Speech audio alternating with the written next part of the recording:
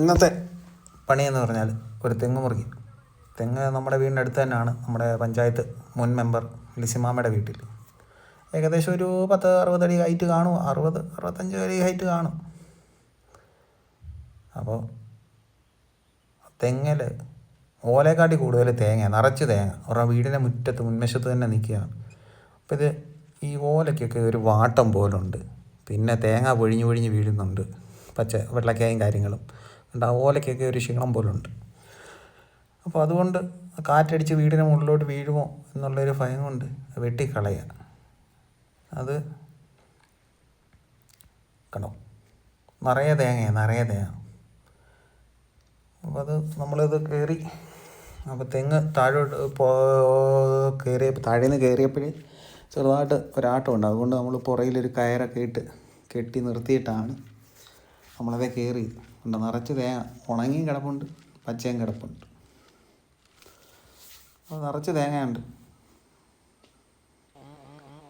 അങ്ങനെ ഓരോ കാര്യങ്ങളും എല്ലാം കണ്ടിച്ച്, അതോടൊപ്പം തന്നെ നമ്മൾ ഇത്രയും കഷ്ടപ്പെട്ട് ഈ വീഡിയോ ഒക്കെ എടുത്തിട്ട് യൂട്യൂബിൻ്റെ ലിങ്കും കാര്യങ്ങളൊക്കെ ഇടുന്നുണ്ടേ ഇതൊന്നും ആരും ലൈക്കും ചെയ്യത്തില്ല, സബ്സ്ക്രൈബും ചെയ്യത്തില്ല. അതേസമയം വല്ല വിട്ടിത്തരം കാണിക്കുന്നു, വൃത്തികേട് കാണിക്കുന്നു പറയാൻ വീഡിയോയും കാര്യങ്ങളും എല്ലാവരും ലൈക്കും ചെയ്യും, യൂട്യൂബ് ചാനൽ സബ്സ്ക്രൈബ് ചെയ്യും. ഇതാർക്കും ഒരു ബുദ്ധിമുട്ടുള്ളൊരു കാര്യമല്ല. ഇതിൻ്റെ അകത്ത് നമ്മളെ ലിങ്ക് കൊടുക്കും, അതൊന്ന് സബ്സ്ക്രൈബ് ചെയ്യുക, അത്രയും കാര്യമേ ഉള്ളൂ. അതുപോലും ആരും ചെയ്യത്തില്ല. എന്നിട്ട് പക്ഷേ ചിലർ വന്ന് കുറ്റം പറയാൻ വരും. എന്തിനാണോ ഈ കുറ്റം പറയുന്നതെന്ന് എനിക്കറിയത്തില്ല. ഞാനിതിൻ്റെ അകത്ത് ആരെക്കുറിച്ചും ഒരു മോശമായിട്ട് പറയുന്നില്ല.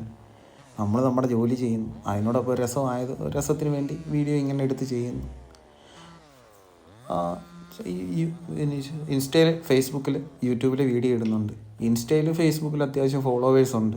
പക്ഷേ യൂട്യൂബ് മാത്രം ആരും അങ്ങോട്ട് സപ്പോർട്ട് ചെയ്യുന്നില്ല.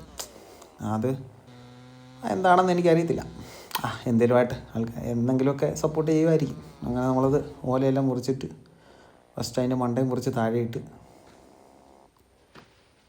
കണ്ടോ, കറക്റ്റ് മുറ്റത്ത് ഇടാൻ പറ്റത്തുള്ളൂ. 1-2 പീസുകൾ മുറ്റത്തോട്ട് ഇടണം. അത് മുറ്റത്ത് തന്നെ വീണു. ഉണ്ണി മുറ്റത്ത് നിന്ന് ഫോണിൽ വീഡിയോ എടുക്കുന്നുണ്ട്.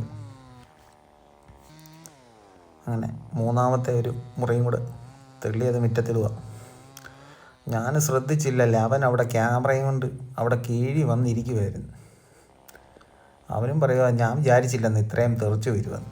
എന്തോ ഭാഗ്യത്തിന് അങ്ങ് ചെന്നില്ല.